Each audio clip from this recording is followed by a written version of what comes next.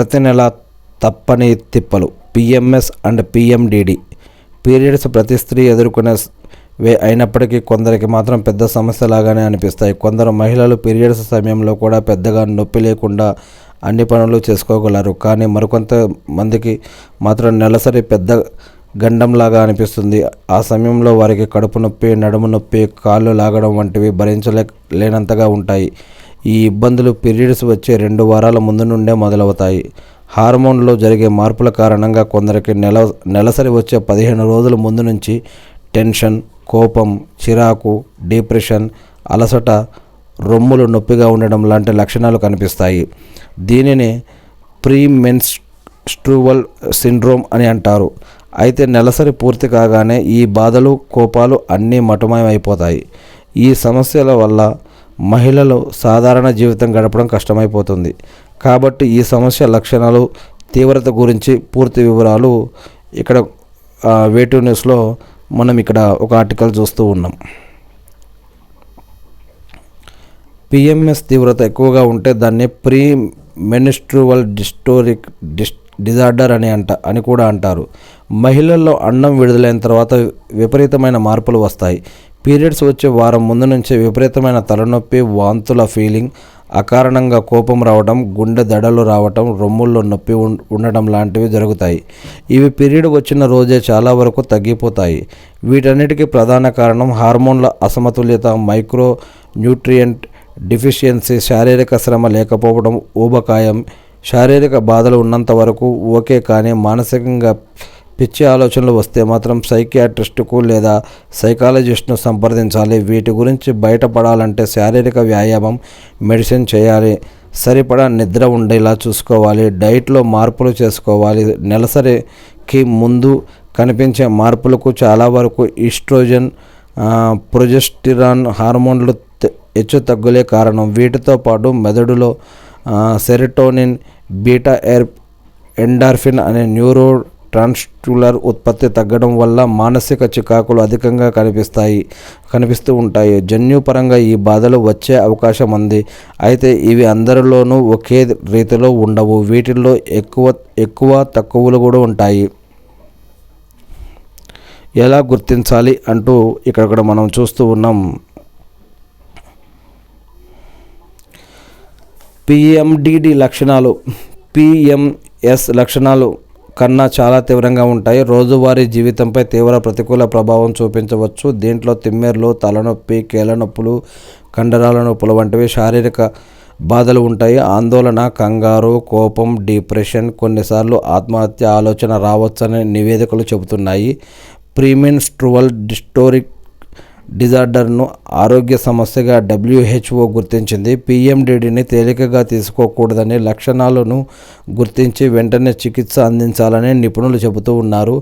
ఏం చేయాలంటే కడుపు ఉబ్బరం, కడుపు నొప్పి వంటి లక్షణాలు 85% మందిలో తక్కువగానే ఉంటాయి. కానీ 5 నుంచి 10% మహిళల్లో మాత్రం ఈ లక్షణాలు చాలా తీవ్రంగా ఉండొచ్చు. నొప్పి లేదా ఈ లక్షణాలు తగ్గడం కోసం acupuncture, relaxation techniques, cold compress పెట్టుకోవడం వంటివి ఫాలో అవ్వాలి. మన శరీరం మళ్ళీ సెరోటోనిన్ని విడుదల చేయడం కోసం చాక్లెట్లు, కేకులు లాంటి తీపి పదార్థాలు తినాలనిపించేలా చేస్తుంది. ఈ సమయంలో ఫైబర్ ఎక్కువగా ఉండే ఆహారం తీసుకుంటే ఈ లక్షణాల నుండి కొంత ఊరట లభిస్తుంది. అలాగే రోజు క్రమం తప్పకుండా స్లీపింగ్ షెడ్యూల్ పాటించాలి. నిద్రపోయే ముందు హీటింగ్ ప్యాడ్ని ఉపయోగించాలి. ఫలితంగా నొప్పి కొద్దిగా తగ్గుతుంది. స్ట్రెస్ తగ్గించడానికి శ్వాస సంబంధిత ఎక్సర్సైజులు చేయాలి. కండరాలను రిలాక్స్ చేయడం, ధ్యానం, తేలికపాటి యోగా చేయవచ్చు. ఈ సమయంలో రోజంతా హైడ్రేటెడ్గా ఉండేలా చూసుకోవాలి. పీరియడ్స్కు ముందు, తర్వాత శారీరకంగా, మానసికంగా కనిపించే మార్పుల గురించి పెద్దగా ఆందోళన చెందాల్సిన అవసరం లేదు. నెలసరి తర్వాత చాలా వరకు సమస్యలన్నీ వాటంతట అవే తగ్గిపోతాయి. అయితే సమస్యల తీవ్రత మరీ ఎక్కువైతే గైనకాలజిస్ట్ను కలిస్తే దీనికి కొన్ని మందులు సూచిస్తారు గైనకాలజిస్టులు. అవసరమైతే సైకాలజిస్టును సంప్రదించమని సూచిస్తారు.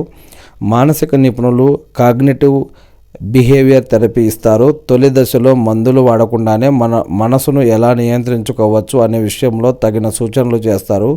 అలా కుదరని పక్షంలో మెడిసిన్స్ సిఫారసు చేస్తారు. మెన్స్ట్రువల్ సైకిల్లో ఉన్న ప్రాబ్లమ్స్ బట్టి ట్రీట్మెంట్ ఉంటుంది. పిఎంఎస్ని బర్త్ కంట్రోల్ పిల్స్ ద్వారా తగ్గించవచ్చు. హెవీ పీరియడ్స్కి కూడా ఈ పిల్స్ పనిచేస్తాయి. పీరియడ్స్ ఫ్లో, థైరాయిడ్ లేదా ఇంకేదైనా హార్మోనల్ ఇంబ్యాలెన్స్ వల్ల జరుగుతుందంటే దానికి తగ్గ మెడిసిన్స్ ఇస్తారు. ఈ ఆహారం తీసుకోవాలంటూ సలహా ఇస్తూ ఉన్నారు. ఈ సమస్య నుంచి బయటపడాలంటే జీవనశైలిలోనూ ఆహారపు అలవాట్లలోనూ కొన్ని మార్పులు చేసుకోవాలి. ముఖ్యంగా ఐరన్, పొటాషియం అధికంగా లభించే వాటిని తీసుకోవాలి. ఐరన్ మెదడులో సెరోటోనిన్ ఉత్పత్తిని పెంచే గుణం ఉంది. గుమ్మడి, శనగపప్పు, బాదం, కిస్మిస్, పాలకూర వంటి ఆహారాల్లో ఇది సమృద్ధిగా లభిస్తుంది. ఆహారంలో ఇవి తప్పనిసరిగా ఉండేలా చూసుకోవాలి. అలాగే మన రోజువారీ ఆహారంలో పీచు పదార్థాలు ఎక్కువగా ఉండేలా చూసుకోవాలి. కాఫీ, టీ, వేపుళ్ళు, జంక్ ఫుడ్ ఇవన్నీ కూడా తగ్గించాలి. కాఫీ తగ్గించాలి, టీ తగ్గించాలి, వేపుడు ఫ్రై ఫుడ్లు తగ్గించాలి, జంక్ ఫుడ్లు తగ్గించాలి. రోజు కాసేపు వ్యాయామం చేయాలి. ముఖ్యంగా యోగా చేస్తే మంచిది. వీటితో పాటు చాలినంత నిద్ర కూడా ఉండేలా చూసుకోవాలి. విటమిన్ డి, B6 సప్లిమెంట్లు వాడటం వల్ల కొంతవరకు ఉపశమనం లభిస్తుంది. కానీ ఇవన్నీ కూడా డాక్టర్ల సలహా మేరకు చేయటం మంచిది. పీరియడ్స్లో కొన్ని ఇర్రెగ్యులారిటీస్ నార్మలే. ఎప్పుడైనా ఒకసారి ఫ్లో తక్కువ ఉన్నా ఎక్కువ ఉన్నా పెద్దగా వర్రీ అవ్వాల్సింది ఏం లేదు. కానీ పెయిన్ ఎక్కువగా ఉండి హెవీ ఫ్లోతో పాటు క్లాట్స్ పడుతూ ఉంటే మాత్రం డాక్టర్ని వెంటనే కలవాలి. ఇక్కడ మనం చదివిందంతా కూడా వే2 న్యూస్లో పెట్టినటువంటి ఆర్టికల్.